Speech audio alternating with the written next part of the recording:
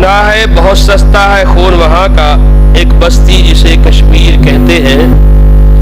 ادارے خیال فرما رہے تھے محترم جناب شیخ محمد الیاس اسری صاحب۔ اب میں دعوت دیتا ہوں محترم جناب مفتی ارشاد الحق اسری صاحب کو، وہ تشریف لاتے ہیں اور ادارے خیال فرماتے ہیں محترم مفتی ارشاد الحق اسری صاحب۔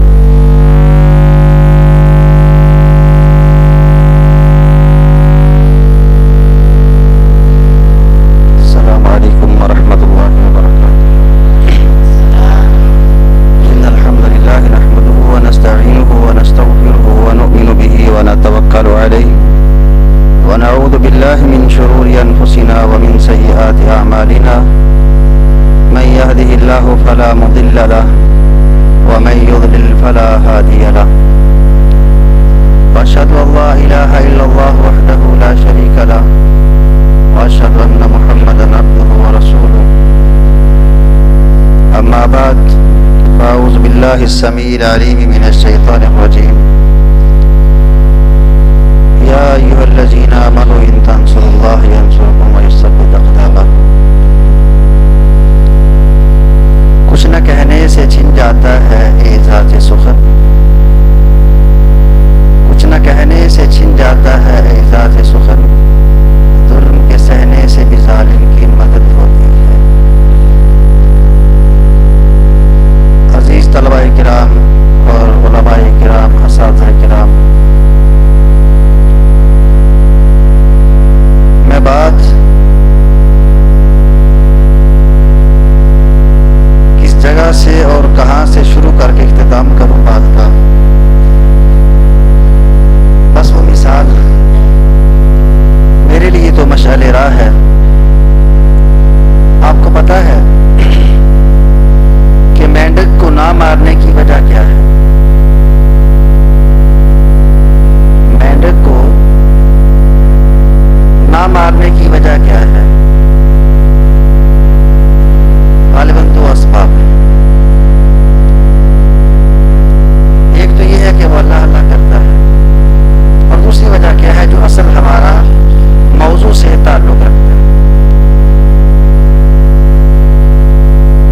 وہ یہ ہے کہ جب حضرت ابراہیم علیہ السلام کو آگ میں ڈالا گیا تھا، اور اس آگ کو بجھانے کی صرف کوشش کی ہے کس نے؟ مینڈک نے. کیا وہ مینڈک آگ بجھا پایا تھا؟ یا یہ چھپکلی ہے، اس کو مارنے کا حکم کیوں ہے؟ اس لیے ہے اس آگ کو بھڑکانے کی کوشش کر رہے ہیں. اب ان دو باتوں کو ہم اچھی طرح سمجھ سکتے ہیں کہ ہم اپنی بساط، اپنی استطاعت کے مطابق ہم جو کچھ کر سکتے ہیں اسی کا صلہ، اسی کا اجر، اسی کا بدلہ ملے گا. کہ نبی علیہ السلام فرما دے کہ مینڈک کو نہیں مارنا، یہ جد امجد ابراہیم علیہ السلام کی آگ کو بجھانے کی کوشش میں تھا. ہمارا بھی بس اسی طرح کام ہونا چاہیے کہ اللہ ہمیں بھی ان میں سے لکھ دے، ان میں کر دے کہ جو استغو میں ہے، کوشش میں ہے کہ الہی ہم ظالم کے ساتھ نہیں لیکن مظلوم کا ہم ساتھ کہاں تک دے سکتے ہیں؟ جہاں تک ہماری بساط اور کوشش ہے اور جہاں تک ہماری طاقت ہے، اللہ نے ہمیں اسی کے مطابق ہمیں اجر دیا. تو ہمیں کشمیر کے ساتھ جو وابستگی، جو ربط و ضبط، جو تعلق ہے وہ لا الہ الا اللہ ہے. اور یہ بات نشین رہے، اگر لا الہ الا اللہ نہ بھی ہو، مظلوم کا ساتھ دینا تو انسان پہ فرض ہے. مظلوم کا ساتھ دینا یہ تو انسان پہ ویسے بھی فرض ہے. ظلم کو روکنا یہ انسان انسانیت کے اندر ہے۔ تو کشمیر کا سلسلہ، یکجہتی کشمیر جو ہم مناتے ہیں، اس کے پس منظر کیا ہے؟ 1932 میں پاکستان بننے سے 15 سال پہلے ڈوگرا راج جو کشمیر کے راجے تھے، انہوں نے ظلم و ستم کیا کشمیریوں کے پہ، جس کی بنیاد پہ یکجہتی کشمیر کا یہ سلسلہ ہے۔ یعنی ہماری ہمدردی کشمیر کے ساتھ، اہل کشمیر کے ساتھ ہے، اور ظالم کے ساتھ ہمارا کوئی تعلق نہیں۔ ہم اس کو روکنے کی کوئی سبیل، کوئی راستہ کوئی ملے اس کو اختیار کریں، یہ ہمارے اوپر فرض ہے۔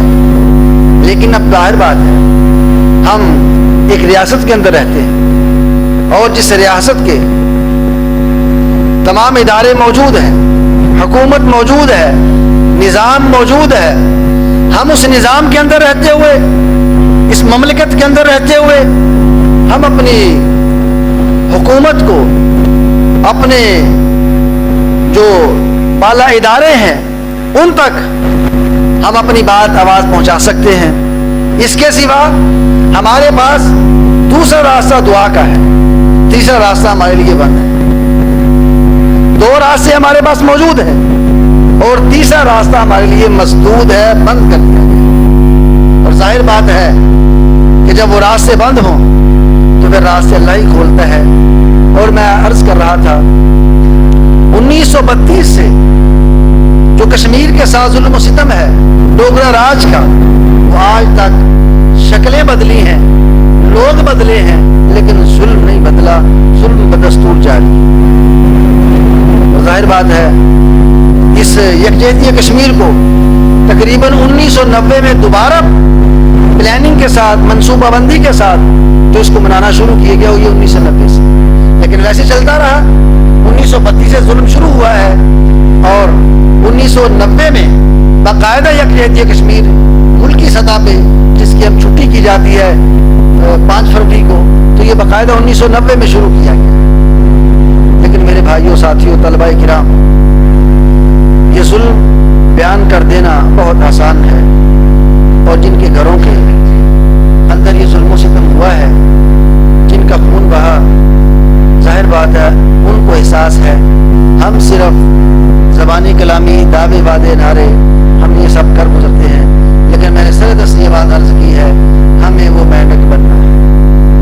ہمیں جس مینڈک نے ابراہیم علیہ السلام کی آگ بجھانے میں اپنا بھرپور کردار ادا کیا، لیکن آگ بجھی نہ بجھی، آگ تو بجھائی اللہ نے۔ ایک لشکر اللہ کا حکم، ایک لشکر اللہ کا مینڈک ہے، اللہ نے اسے بھی لگایا ہے، اور آگ کو حکم جاری کر دیا ہے، قلنا یا نار کونی بردن و سلام علی ابراہیم، آگ ٹھنڈی ہو جا، حکم اللہ نے دیا ہے۔ کوشش مینڈک کر رہا ہے، ابراہیم آگ کے اندر ہے، مینڈک باہر ہے، اور چھپکلی بھی باہر ہے، اور اللہ نے آسمان سے حکم جاری کر دیا اور آگ ٹھنڈی ہوئی۔ اس کو مینڈک کو اس کا اجر مل گیا جو اس کو اللہ نے حکم دیا تھا، جو اس کی ذمہ داری اس نے ادا کی۔ ہم بحیثیت مسلمان جو ہماری ذمہ داری بنتی ہے وہ دو ہی ہے۔ حکام بالا کو اچھی طرح پتہ ہے اس بات کا، اچھی طرح ان کو احساس بھی ہے، ادراک بھی ہے، وہ باریک جانتے اس مسئلے کو، لیکن ہمارے پاس ایک ہی راستہ ہے، وہ دعا کا ہے۔ اللہم انصرهم نصرا عزیزا وافتح لهم فتحا مبینا۔ سبحان ربک رب العزة عما یصفون وسلام